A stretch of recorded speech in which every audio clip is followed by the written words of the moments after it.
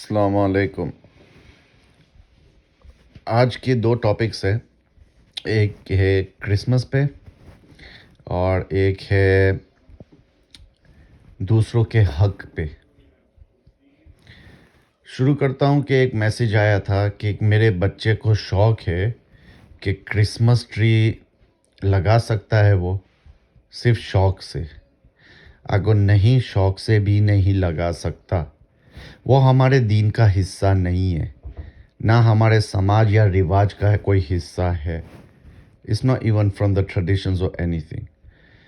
In simple words، آج کل کا ماحول یہ بن گیا کہ یہ سوال بھی آیا کہ اس سے سوچنے کی چیز ہے کہ آگے جا کے وہ بچہ کیا کیا ڈیمانڈ کر سکتا ہے۔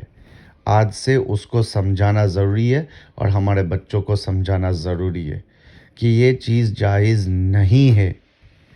تو پھر سوال آیا کہ ان کے پڑوس میں یا کوئی رشتہ دار نے کسی نے ٹری لگائے، تو وہ بچہ سوال کرتا ہے تو وہ بھی مسلمان ہے، اس نے کیوں لگایا؟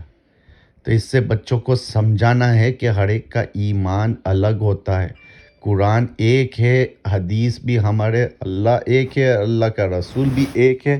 ہمیں قرآن اور حدیث کے ذریعے سے جو سکھایا گیا ہے وہ صحیح ہے اور وہ حق ہے۔ بہت لوگ اس پہ عمل کرتے ہیں، بہت لوگ نہیں کرتے، بہت لوگ جان کے بھی غلطی کرتے ہیں اور بہت لوگ جانتے ہی نہیں کیا کر سکتے کیا نہیں۔ تو ہمیں یہ چیز بہت دھیان سے سوچنی ہے کہ کس طریقے سے ہمارے بچوں کو سمجھائے۔ میں کسی کی کیا بات کروں، میرے خود کی بات ہے کہ میرے گھر میں بچے کی برتھ ڈے تھی، تو اس میں میرے بیٹے نے بولا کہ ہم برتھ ڈے سیلیبریٹ کیوں نہیں کر سکتے، آگو ہم مسلمان ہیں، ہم نہیں کرتے۔ اور اس نے پھر یہی چیز بولے کہ ہمارے رشتہ دار میں 100% نے تو برتھ ڈے سیلیبریٹ کیے، وہ بھی تو مسلمان ہے۔ اگر وہ اس کا ایمان ہے اس کے ساتھ وہ کرے، اس کا مطلب صحیح نہیں ہے۔ اور کوئی اگر غلط کرتا ہے تو وہ غلط ہی کہا جائے گا، اس کو صحیح نہیں کیا جائے گا۔ وہ چاہے پھر مکے کا امام شیخ سدیس ہو، برتھ ڈے سیلیبریٹ کرے تو بھی وہ حرام ہی ہوگا، یا پھر کوئی اسٹریٹ میں کوئی عام مسلمان ہے وہ کر رہا ہے تو بھی حرام ہوگا۔ کسی کو دیکھ کے ہم یہ چیز نہیں کہہ سکتے۔ میں نے یاد آ گئی ایک اور چیز، چند سالوں پہلے کہ کوئی KFC کی بات چل رہی تھی کہ حلال ہے کہ حرام ہے۔ ہمارے علماء نے اسٹرکٹلی پہلے جو بات نکلی تھی اس حساب سے تھوڑا ڈاؤٹ تھا یا پھر ہاں بھی بولے تھے، پھر چیک اپ کیے، انویسٹیگیشن ہوئی اور پھر حرام قرار کر دیا کہ حرام ہے۔ اس کے بعد جب میں نے یہ بات فرمائی 2-3 بندوں کو کہ یہ حرام ہے، تو وہ بولے ہم نے تو بڑی بڑی داڑھی والوں کو بھی دیکھا ہے کہ داڑھی والا کیا ایماندار، کیا اللہ کا فرشتہ بن گیا؟ داڑھی ہونے سے انسان اچھا عمل کر رہا ہے داڑھی رکھ کے، لیکن اس کا مطلب یہ نہیں کہ وہ پورے کے پورا دین پہ آ گیا۔ میں نے تو نقاب والی کو بھی ڈرگز لیتے ہوئے دیکھا ہوں، تو اس حساب سے دیکھو۔ میں نے ایک عورت کو بس میں نقاب پہنتے ہوئے اندر آئی، اوپر کے ٹاپ ڈیک پہ گئی اور اترتے وقت میں نے دیکھا کہ اس کا نقاب کچھ بھی نہیں اور سب جبہ بھی نکل گیا، نقاب بھی نکل گیا۔ تو ہم کسی کے حلیے سے یہ نہیں کہہ سکتے کہ یہ ایمان والا پکا ایمان والا ہے۔ اور میں نے ایسے بندے بھی دیکھا ہوں کہ کان میں ایئرنگز ہے، گلے میں چین ہے، کلین شیو ہے، اور میں نے ایسے بندوں کو بھی دیکھا ہوں وضو کر کے نماز پڑھتے ہوئے وقت پہ۔ تو پھر ہم کپڑوں سے یا یہ چیزوں سے جج نہیں کر سکتے۔ سو مین مقصد یہ آڈیو کا یہی ہے کہ ہم دوسروں کو دیکھ کے اپنی زندگی کے فیصلے نہیں کر سکتے، ہمیں قرآن اور سنت کو دیکھ کے ہماری زندگی کا طریقہ چننا ہے، جو ہم نے ڈیسائیڈ کر چکے ہیں کہ ہم اللہ اور اس کے رسول کے راستے پہ چلیں گے۔ بہت سے ہم لوگ ہیں جو کمزور ہیں، غلطیاں کر جاتے ہیں اور کرتے ہیں، تو اس کو سدھارنا ہماری ذمہ داری ہے۔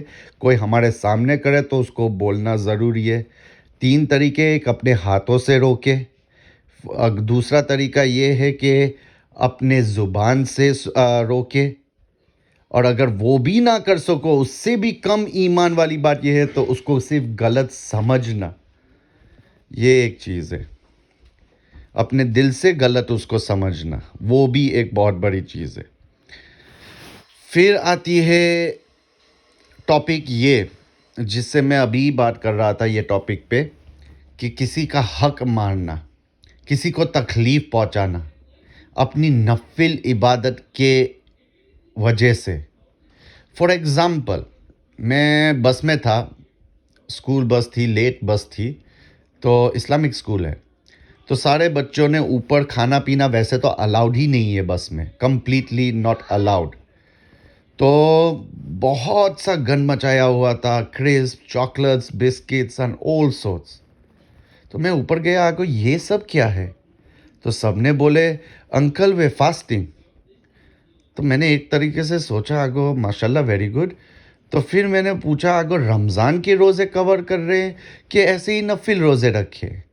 تو انہوں نے بولے نفل روزہ رکھے، منڈے کا دن تھا۔ آگو اینڈ آف دا ڈے میں نے کچھ ایسے ان کو بدتمیزی سے جواب نہیں دیا، میں نے ان کو یہ چیز فرمایا کہ ایک چیز بتاؤں آپ کو، کسی کو تکلیف پہنچانا یہ حرام کام ہے۔ آپ نے جو گندگی مچائی ہے، جو کچرا پھینکے ہیں فلو پہ، وہ مجھے تکلیف پہنچا رہا ہے، کیونکہ مجھے یہ پوری بس صاف کرنی پڑے گی۔ That's my responsibility۔ کہ پہلی چیز تو میں الاؤ کر رہا ہوں آپ کو، آپ کی سچویشن کے حساب سے آپ کھاؤ پیو، لیکن اسی وقت پہ آپ کھانے پینے کے سارے راپرز، بسکٹ، کرمز، سب کچھ پورا میس کیا ہوا ہے، یہ مجھے تکلیف پہنچائی ہے۔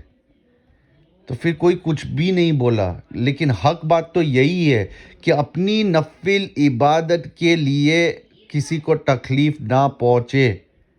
نفل عبادت، فار ایگزامپل یہ جیسے روزہ، انہوں نے اللہ کو راضی کرنے کے لیے یہ روزہ ایکسٹرا رکھے، اللہ ان کو نیکی دے گا، اللہ ان سے راضی بھی ہوگا، لیکن اگر کسی کا حق مار کے کسی کو تکلیف پہنچا کے یہ چیز کی ہے تو یہ غلط ہے۔ دوسری چیز کہ فار ایگزامپل کوئی سو رہا ہے، آپ کو بھی پتا ہے، اور دوسرے روم میں کوئی زور زور سے قرآن پڑھ رہا ہے، برابر کسی کو تکلیف پہنچے، اس کی نیند خراب ہو، اس سے بہتر ہے آپ وہ قرآن بند کر دو، کوائٹلی ذکر کر لو، یا قرآن کوائٹلی پڑھو، تھوڑا والیوم وائس ڈاؤن کر کے پڑھو، تاکہ کسی کو تکلیف نہ ہو۔ ہمارے بڑے بڑے علماؤں نے تہجد کے لیے اٹھ کے بھی واپس سو گئے ہیں، تہجد کی نماز اٹھ کے بھی واپس سو گئے ہیں کہ میں لائٹ آن کروں گا تو یہ بندے کی نیند خراب ہوگی، میں وضو کرنے جاؤں گا تو پانی کی آواز آئے گی، یہ بندہ اٹھ جائے گا، یا کسی کو تکلیف پہنچ سکتی ہے۔ اتنا فکر کرتے تھے یہ چیزوں پہ، اتنی فکر کرتے تھے، چاہے جتنا بھی بڑا عمل ہو۔ میں نے خود ہماری مسجد میں دیکھا ہوں، اعتکاف کے وقت جو مشورے صبح میں ہوتے ہیں فجر کے بعد، ان کو پتہ ہے اعتکاف والے موسٹلی رات کو ہی جاگتے ہیں، دن کو سوتے ہیں، تو میں نے کتنی بار یہ بھی سنا ہوں کسی کی آواز تھوڑی بلند بھی ہو جاتی تھی تو دوسرے فوراً بولتے تھے آواز کم کرو، متقی حضرت سوئے ہوئے، اللہ کے مہمان ہے۔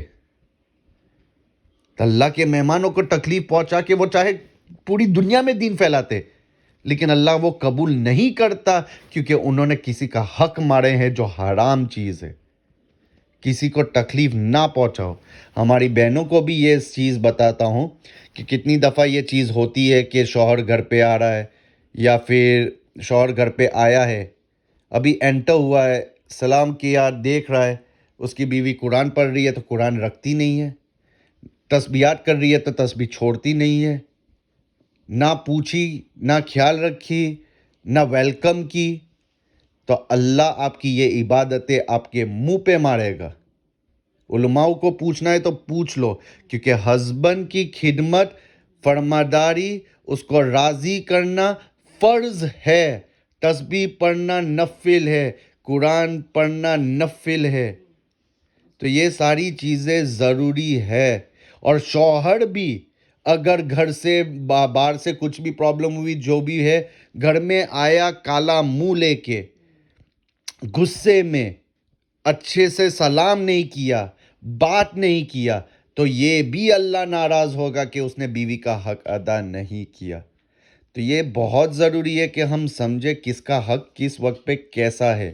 یہ دوسری ایک چیز مجھے خیال آتی ہے کہ یہاں پہ فار ایگزامپل ظہر سے عصر کے بیچ میں 2 گھنٹے کی گیپ ہوتی ہے. سمر ٹائم میں تو 5 گھنٹے کی گیپ ہوتی ہے جہاں شادیاں بھی ہوتی ہے. سمر ٹائم میں سمر ٹائم میں 5 گھنٹے کی گیپ ہوتی ہے ظہر عصر کے بیچ میں. لوگ شادیوں میں جاتے ہیں، ظہر کے بعد کھانا ہوتا ہے.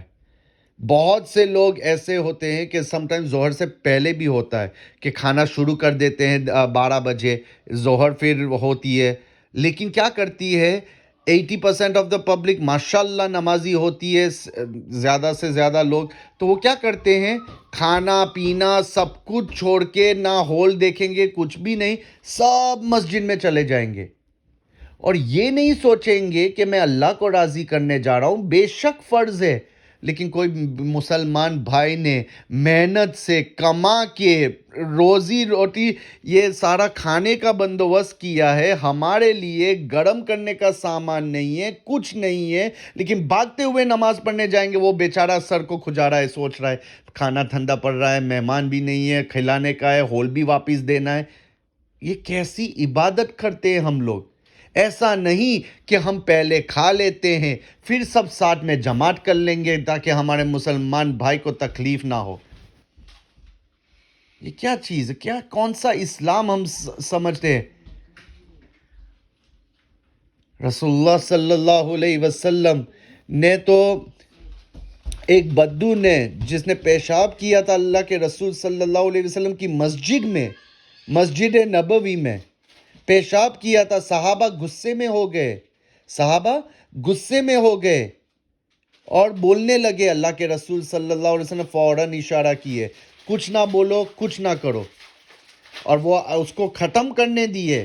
جب کر دیے تو اللہ کے رسول صلی اللہ علیہ وسلم نے خود پانی ڈالے اور دوسرے صحابہ کو بھی اس پہ اوپر پانی ڈال دو، اور پھر وہ بندے کو سمجھائے کہ یہ عبادت کی جگہ ہے، یہ اللہ کا گھر ہے، یہاں پہ یہ چیز نہیں کی جاتی، یہ غلط ہے.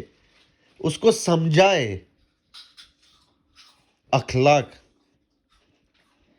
اس کو بولتے ہیں کہ ہم اللہ کے رسول صلی اللہ علیہ وسلم سے محبت تو کرتے ہیں، دعوے بھی ہے، اور بے شک کہ ہر ایک مسلمان کے دل میں اللہ کے رسول کی محبت ہے، اور ان کی ہر ایک الفاظ پہ ہمیں یقین بھی ہے، یقین ہے، حق سے یقین ہے، اور عمل کرنے کا بھی ہمیں جوش اور شوق بھی ہے، لیکن کبھی جاننے کی کوشش نہیں کی ہے.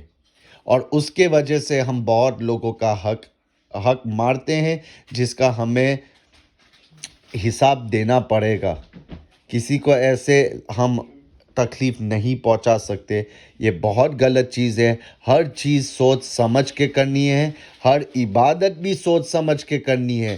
ہم سمجھیں گے کہ ہمیں یہ نیکی ملے گی، یہ نیکی ملے گی، جنت کے سارے دروازے کھل جائیں گے، لیکن یاد رکھنا یہ حرکت سے جہنم کے بھی سارے دروازے کھل سکتے ہیں. اللہ ہماری حفاظت فرمائے اور ہمیں صحیح وقت پہ صحیح عبادت کرنے کی توفیق عطا فرمائے. کسی کا حق مار کے عبادت کرنے کی توفیق بچنے کی توفیق عطا فرمائے. آمین یا رب العالمین. قبول فرما.